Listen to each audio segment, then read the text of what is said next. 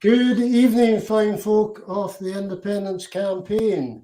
I am former Army Corporal Cliff Purvis. And I am former Army Warrant Officer Russ Denny. And you have tuned in to the 26th episode of the Recce Report, hosted by myself and by Russ, where we will be talking through topical happenings from the last month. Again, as always, Russ, not an awful lot to talk about in half an hour, have we? You're right, mate. I mean, it's not as if there's been anything major happened in the UK and Scotland political scene over the last 4 days. Yeah. So, over to you, buddy. I know you've got something to say in this. So this is going to be our 2024 election special. Lots to talk about today. Obviously, there's been a change in government in the UK. There's been a massive shift in the political makeup of the MPs that support Scotland in particular.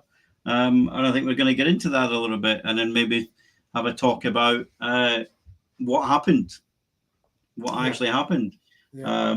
We were just talking about it before we came on air. We have brand new cabinet in Westminster now, representing the whole of the UK. Obviously, as veterans, we're interested in the new Defence Secretary, a guy called John Healey MP. Doesn't appear to have much experience of the military or defence in general, but maybe that's a good thing, we were saying, Cliff. Yeah, it keeps his mind political, and as the armed forces are tools of the political masters. Let's not forget that, even though we swear allegiance to the head of state, it's as in the crown, as the political masters that tell us where to go and not to go. Yeah, I don't think I was ever ordered or deployed on the orders of Her Majesty the Queen at any stage. No. And this really spooky thing that people have got to remember out there is that the new Prime Minister, Sir Keir Starmer, does not need to go to Parliament to send the armed forces into conflict. He can do that all by himself. David Cameron went to Parliament, I think it was for the bombing of Syria. And then somebody else, I think, might have been the same guy, went to Parliament about the job in Libya. But that was a courtesy thing. So at this moment in time, Keir Starmer is one hell of a powerful person. They've got a massive majority. I think they've got a bigger majority than what Boris had. Somebody was saying, given that Labour have been campaigning for quite a while on proportional representation, and they think they're going to be strangely quiet about that for the very near future. Given that they're in a position now to get through pretty much any legislation they want to get through. I mean, weren't they on for years and years and years about reforming the Lords? Yeah. And they could do that now. They've got the votes to do it, whether they do it and PR. And all that sort of stuff. So it'll be interesting to see that. Obviously, the big story for us as veterans for independence, the clue is in the name, is that the main Independence Party, and even the minor Independence Party at Westminster, minor Independence Party has been wiped out at Westminster. Those two MPs have gone, and the SNP have now gone down to only 9 MPs. Yeah. What's your immediate reaction to that, Cliff? I've been crying out for months now on this platform and other platforms that we needed clear guidance. We needed clear leadership. We have got a tremendous grassroots developed bedding. We needed leadership. Dynamic leadership, and we weren't getting it. Me and you can only do so much on our shows. We can only do so much on our web pages, etc.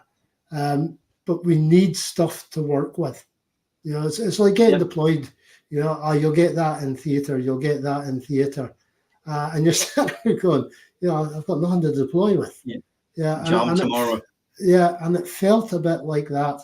It was a snap election, but we were in the period where an election could get called anyway, and to my mind, and I won't blame individuals here. I think it's a collective responsibility is required in this one. To my mind, there should have been an election plan put in place immediately and ready to rock and roll. Yeah, and you're right. And there's an aspect there of, and we spoke about this again yesterday. The fact is that the SNP, certainly since the departure of Nicola Sturgeon, have been very, very reactionary rather than being proactive. And the opposition parties have driven the narrative. Yeah. Even Nicola Sturgeon was there about, so-called discrepancies and things.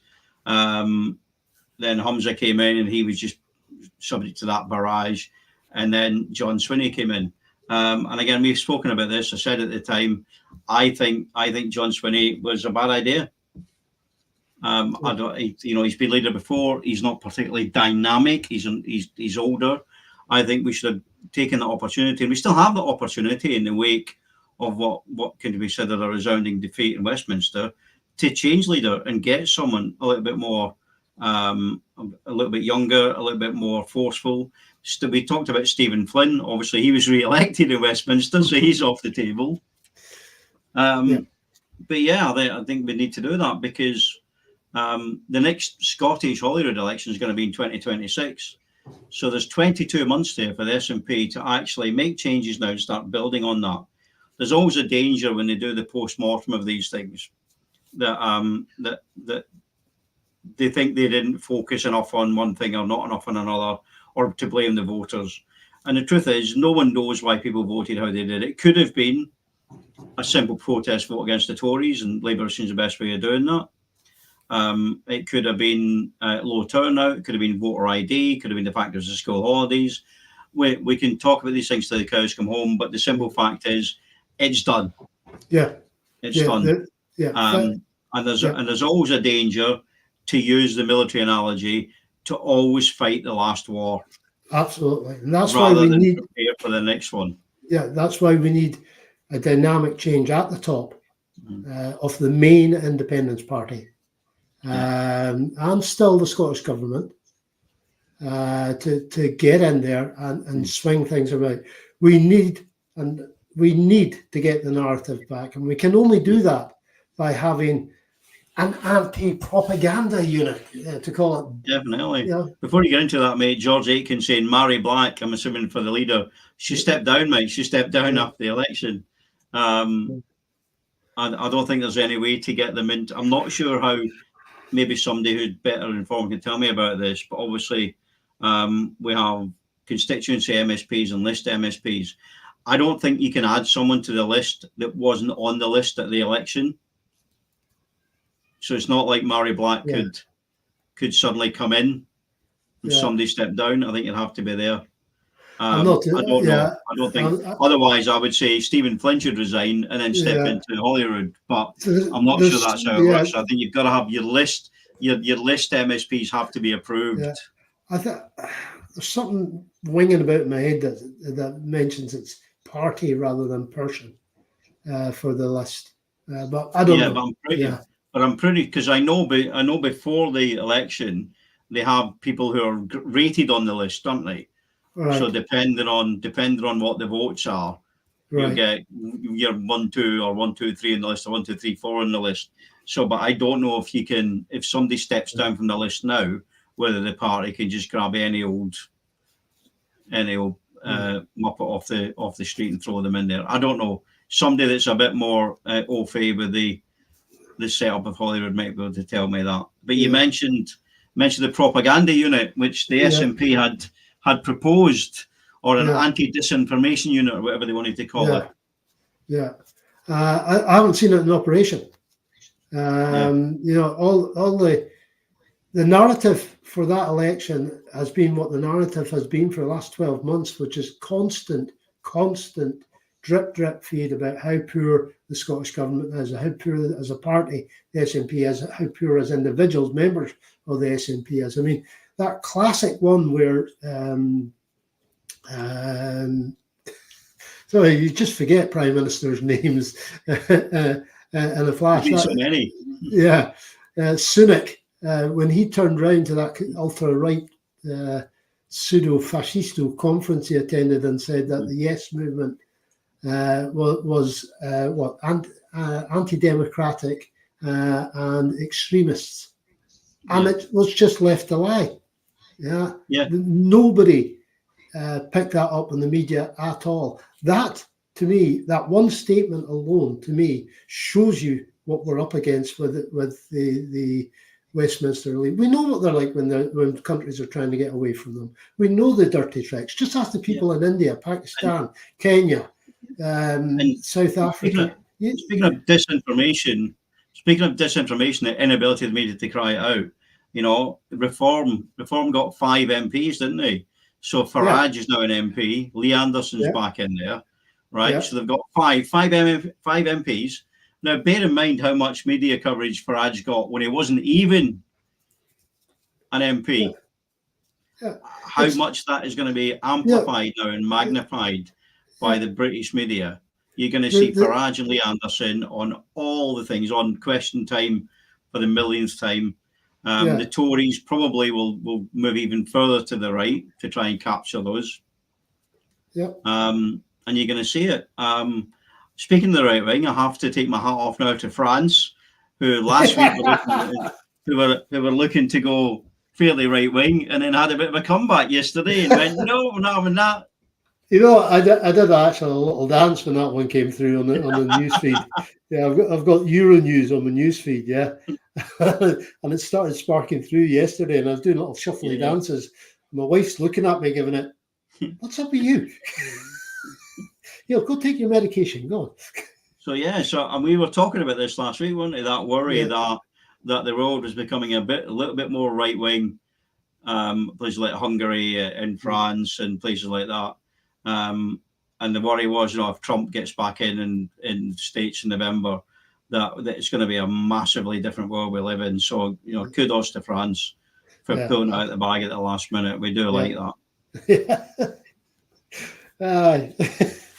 And that's how coalitions work. That's how people who will not sit down and take the media agenda, that's how they go about it. And this is definitely a media agenda in the UK. Absolutely. Farage's party are driven by the media, or they bask in the media light that they do not deserve. And it's been that way for a while. I think Farage has been on Question Time more than any other individual politician or pundit, whatever you want to call them. It's amplified because it's clickbait.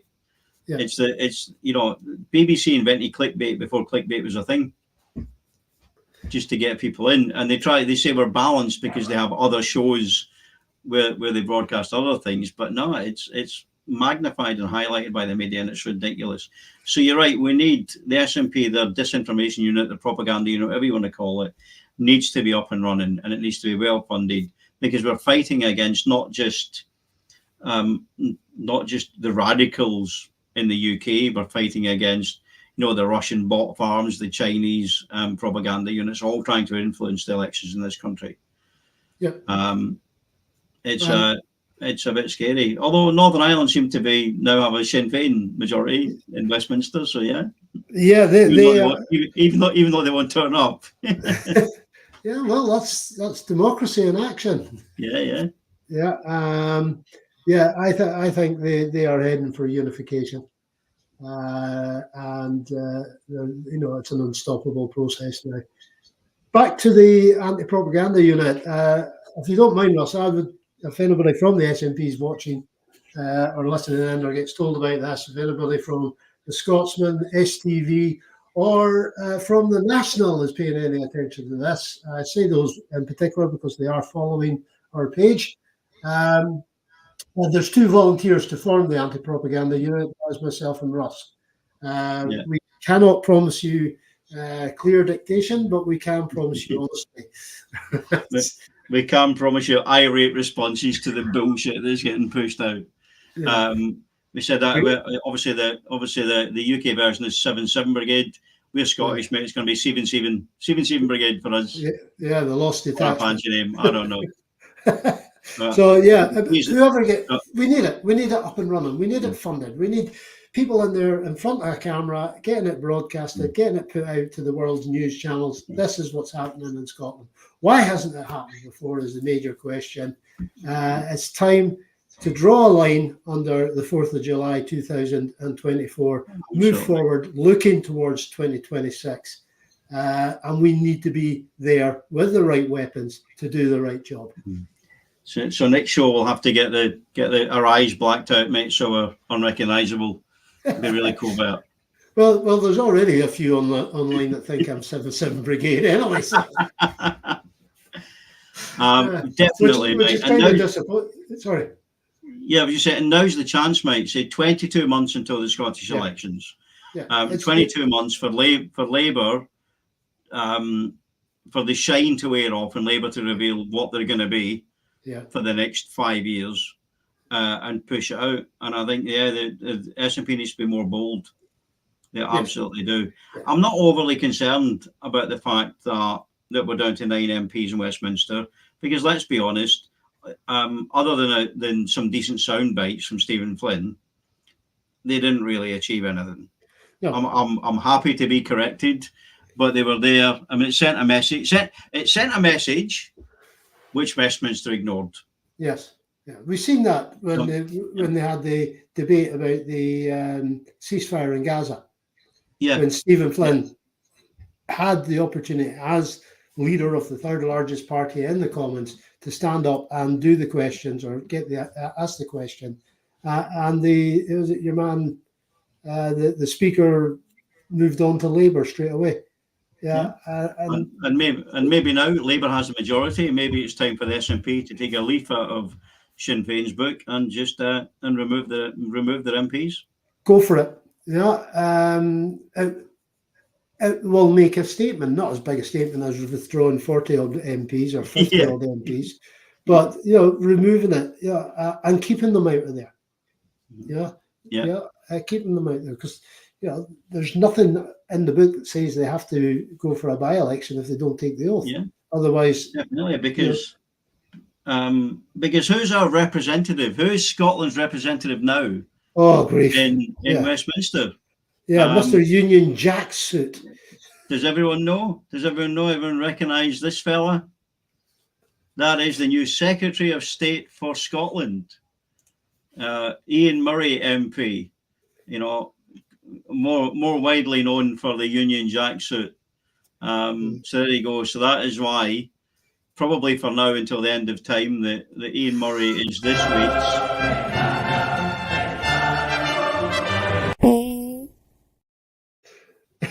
Yoon of the Week. Oh, I do love that, Russ. I do love that. So it'll be interesting to hear him gobbing off about he now speaks for Scotland. That's what they're going to tell you. Yeah. Yeah. The guy that basically was a big part of Better Together. Him and Blair McDougall, the chief executive of Better Together, he's now an MP. Yeah. He's now in Westminster as well. My local MP now, Pamela Nash, who's the chief executive of Scotland in Union. They're still there, folks. Yeah. They're still there, and they're still working behind the scenes to keep Scotland exactly where it is. Yeah, where they want it to be. Ill-informed, uneducated, and in the dark, and we need to fight against that. Yeah. And the SNP need to start being a little bit more robust, a little bit more proactive, and stop letting the unionist parties run the narrative. Yeah, the big thing is that we have played it by Westminster rules. Yeah, yeah, and I don't mean armed rebellion or anything like that. What I'm talking about here is we've played the Westminster narrative. It's all nicey, polite chit chat. It's all well done, and go Jinx Crivens, I didn't get elected. Now it's not all terrible, but that's democracy. We've played it by the rules. We'll never get independence by accepting the fact that Westminster plays it by the rules, because Westminster is the one place that doesn't abide by the rules. Yeah. going back to what we're saying about the media magnifying things, you remember the Tory thing a few months back about bringing back national service? Yeah. And it was on every channel, every radio station, and we had a chat about it. We were, it was never going to be a thing. No. It was a dog whistle. It was a dog whistle to the right wing, and the Saturday afternoon Patriots. We knew it was never going to happen, and not one media outlet said, this is crap, didn't you? Yeah. This is just it's just jingoism for the sake of it. Same with Rwanda. Yeah. So, the first thing Starmer has done is nail down the Rwanda thing. It is now not happening. So what happened to all that money? All that money that was given to Rwanda to house these refugees, these poor folk getting deported to the east. Sound familiar, folks? It should do, because that's what the right wing is about. So yeah, it's the narrative. We need it back, guys. We need to take that narrative. We need to take the fight to them, right? Let's stop talking about how poor the performance was on the 4th of July. And let's start talking about how good it is having an SNP or an independent supporting government sitting in Holyrood. What have been the benefits of having that government in there since 2007? Yeah, well, we don't pay tolls on our bridges. We have the end of period poverty. We have baby boxes. Yeah, and the list goes on. Heck, I've got a Saltire bus pass. Says Evelyn saying the SNP MPs did good work on a select committee and cross-party committee duties. I'm going to agree with you, but it did feel a little bit like just tinkering around the edges. Yeah, all the big decisions were still made by the Tories in Westminster. Yes, they had some influence. I'm not going to deny that, and it was good to see. But what's the result of that? The result of that has been we've now got 9 MPs. The SNP have now got 9 MPs. Alba wiped off the map. They've now got 1 MSP and a handful of councillors. Still none of those elected. So it'll be interesting to see how they fare after the next local elections and Holyrood elections. Reform came out of nowhere in the last 6 months, didn't they, really? Yeah. Because it was Farage and Lee Anderson and these people. And they're going to continue to build because there is an increasingly vocal minority of people that just want to burn the whole thing down. Yep. Yeah. And they don't care who's in the building when it starts burning either. Yeah. They'll step on anybody's soul to get what they want, which is, they want to go back to splendid isolationism that we had in the late 1800s, early 1900s. Yeah. I wonder if anyone as Alba is looking at reform and thinking, how did they get 5 seats after only being a party for like less than a year? And they struggled to break. I mean, they lost deposits in they stood in 19 constituencies, I believe, Alba, and lost a deposit in every single one. That's what my research has shown as well. Yeah, that tells me that there wasn't really an appetite in the Scottish electorate for maybe a more radical version, that much of a more radical version of the SNP. Yeah.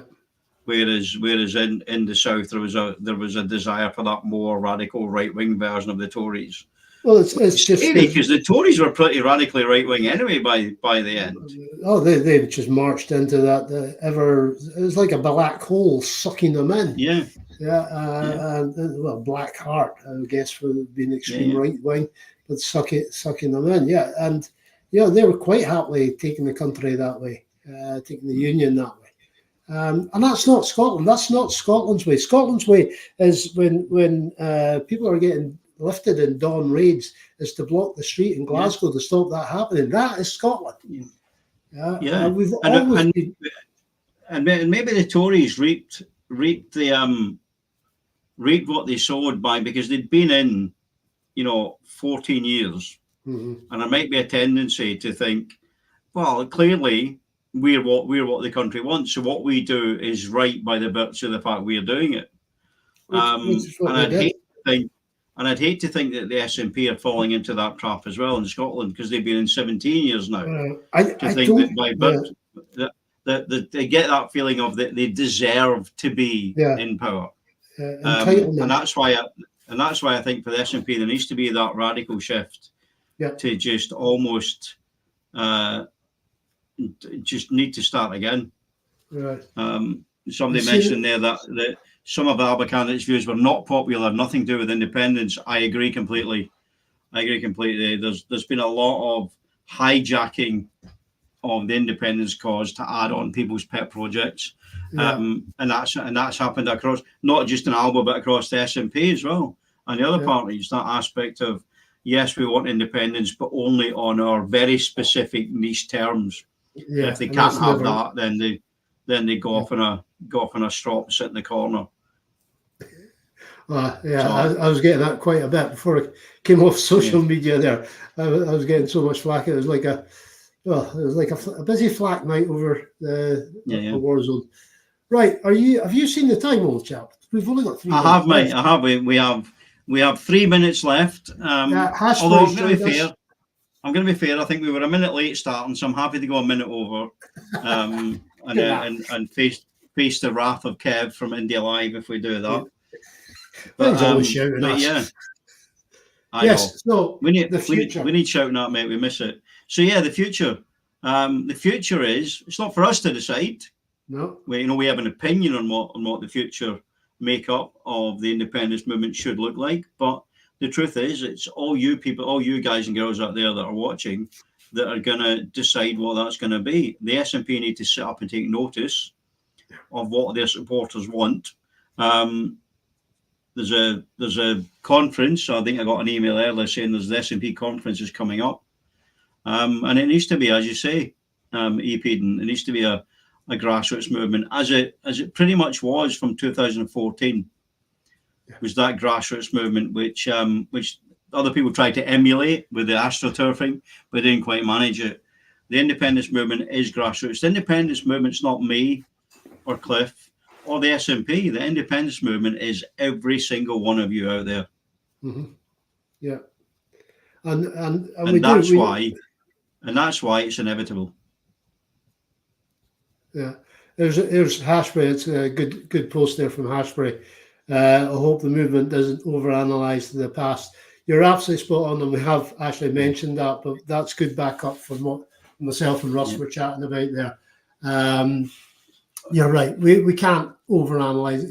It's happened. There's nothing we can do. The TARDIS doesn't exist. We can't go back in time and change things. So we have to look forward and get it right. We need to get it right. We cannot afford to lose an independent supporting government in Holyrood. Otherwise, we will get dead. We're dead and buried. And forget about independence, folks, because the Holyrood will get hollowed out. Whoever's in power in Holyrood will quite happily pass back to Westminster every meaningful bit of legislation. Yeah, definitely. And if it's not SNP or an SNP coalition in 2026, then that's it till 2031. Yeah. Maybe that's what needs to happen. I don't know. Maybe it needs to be burnt down and brought back like the phoenix from the ashes. But we don't know. I hope it doesn't. Hopefully that will be this general election just gone. Will be that phoenix. Definitely the old phoenix and the new one rising from the ashes from that. Yeah, the opportunity is there.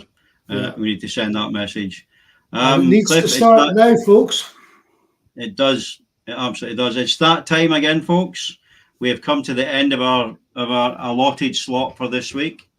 Thank you, everyone that's watched. Thank you, everyone that has commented and engaged with us tonight. We really, really do appreciate it.